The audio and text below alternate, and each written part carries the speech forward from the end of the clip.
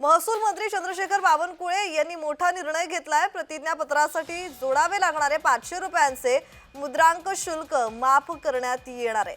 तर लाखो विद्यार्थ्यांसह कोट्यवधी नागरिकांना दिलासा मिळतोय। यापुढे एका साध्या कागदावर स्वसाशांकित अर्ज लिहावा लागणार आहे। साध्या अर्जावर तहसील कार्यालयातून प्रमाणपत्र मिळणार असल्याची माहिती मिळतेय। 10वी आणि 12वीच्या निकालानंतर विद्यार्थी आणि पालकांना प्रतिज्ञापत्र द्यावे लागतं आणि या सर्व प्रकारच्या प्रमाणपत्रांसाठी लागणारा एकूण 3 ते 4 हजारांचा खर्च वाचणार आहे। निर्णयाची तात्काळ अंमलबजावणी करण्याचे बावनकुळे यांनी आदेश दिलेत आणि या प्रमाणपत्रांसाठी 500 रुपयांचे मुद्रांक शुल्क लागतं। जात पडताळणी प्रमाणपत्र असो, उत्पन्नाचा दाखला असो, रहिवासी प्रमाणपत्र असो, नॉन क्रिमिलेअर सर्टिफिकेट असो, अशा एक नव्हे अनेक प्रमाणपत्रांसाठी जे शुल्क आकारलं जातं मुद्रांक शुल्क ते माफ केल्याचा निर्णय घेण्यात आलाय।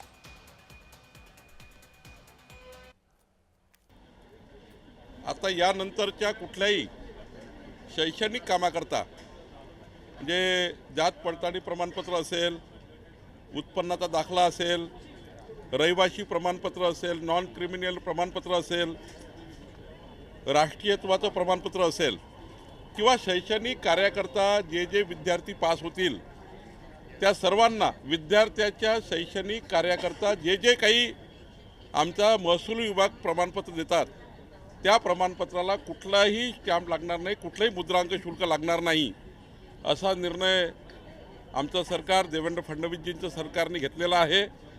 आणि हा निर्णय शैक्षणिक विद्यार्थ्यांच्या आणि त्यांच्या पालकाकरता अत्यंत महत्त्वाचा आहे।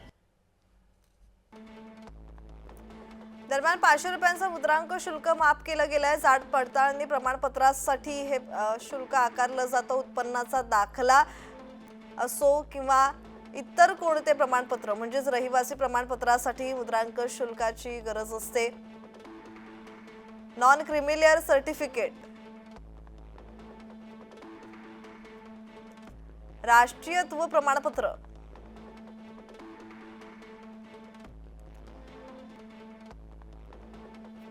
अशा प्रमाणपत्रांसाठी मुद्रांक शुल्क माफ करण्यात आलंय जे 500 रुपयांचं असतं।